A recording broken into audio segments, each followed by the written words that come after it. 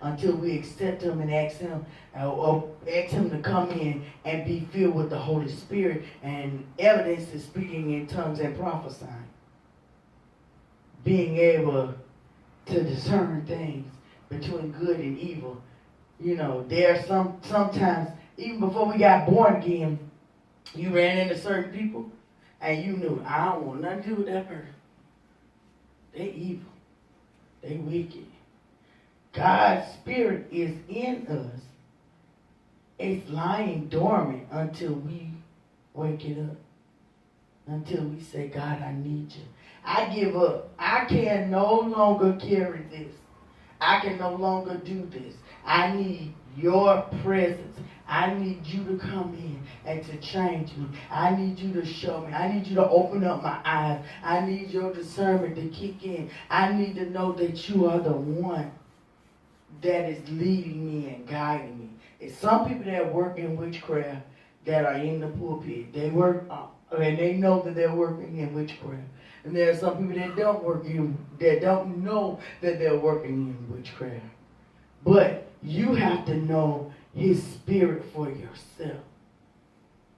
You have to know, because there is a stirring on the inside when you call him and you say, Jesus, is this the right thing to do? And sometimes if it's the wrong thing to do and it turns out that it was wrong, guess what? He's still working for you good. He'll work it for you good. And you still come out on top because you trust him. But so many people, we are such judgmental people. And I was like, Lord, help me. Help me. Help us all, because sometimes we don't even realize how judgmental we are until you hear it from someone else. And you say, oh God, they judging. And then the Holy Spirit will bring it back to your remembrance. You said the same thing. Yeah. Or you feel the same way. They just said it differently. And because they said it differently, now you're awakened to it. So then you have to say, okay, we're going to forever be a work in progress. All of us. All of us. We're going to be a work in progress. And to say that I will never don't need to come out your mouth. Because the main time you say I would never, that'll be the main thing you end up doing. Because just like God has angels, Satan has angels. When you speak words into the atmosphere, Satan always, his job is to prove you to be the liar. To try to prove you, to make your words fall to the ground and make you seem as though you crazy. Or you miss God, or you don't know God. And see, that's the thing is, we have to come to a point where we love God and we follow him. We are obedient to him to a fault. To where people, if they see you and you did it wrong, you can stand in the floor and flat-footed and say, yeah, I did it. I was wrong. I apologize. And I need to make it right. And God are working for you good. He'll make that thing working on your behalf. And I was like, even with marriage, even being married, a lot of women, I hear women try to say, my husband ain't nothing but another child in the house. And I was like, if that's what you say, that's what you have. And I was like, I got 3 children, and my husband is one of them. And it was like, okay. Because you don't honor and respect who your husband is. That's how your relationship develops.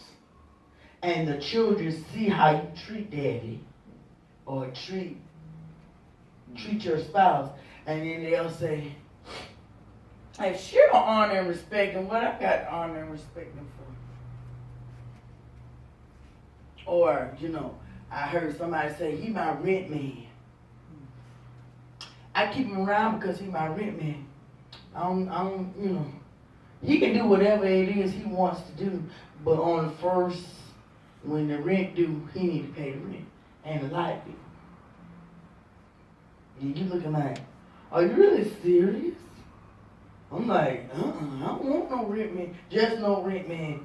I want somebody that we're working together and we're building kingdom agenda together, not just somebody that, he just a rent man.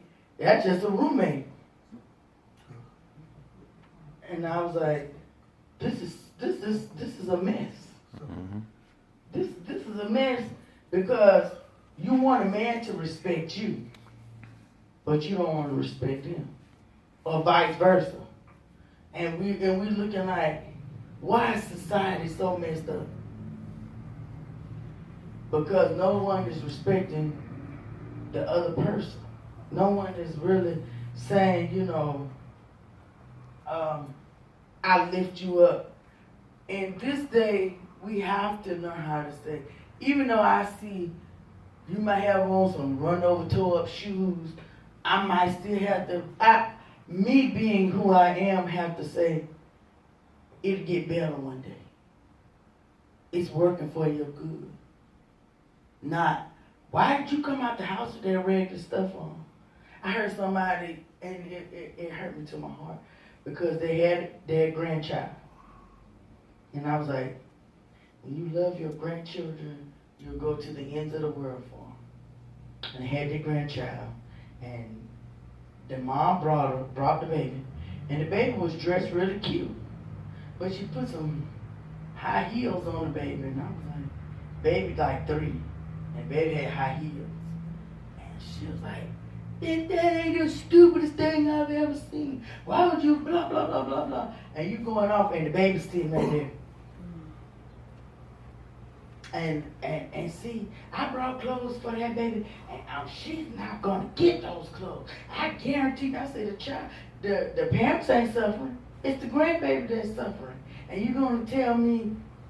And the baby, she said, when I got her home and I took those heels off, she had blisters on her feet because all day long she done walked around with the little heels on. And I'm saying, where the grandma at? What grandma at? It ain't even about your daughter. It ain't even about your son. It's about that child. And if nobody else in this world loved them and they know their grandma loved them, grandma can help that child to grow up in a better way. But when grandma, every time she see you, oh Lord, there you, your mama, so sorry. Your mama, blah, blah, blah. And it was like, It's not our place to tell the children what their mama are. Our place is to build our grandkids up, our nieces and nephews up, to the point that when all I want to be is around my auntie, all I want to be is with my grandma, all I want to be is because every time they're with me, I feel good. When I walk away from their presence, I feel like I'm 10 feet tall. I feel like I'm against the world, not the world against me.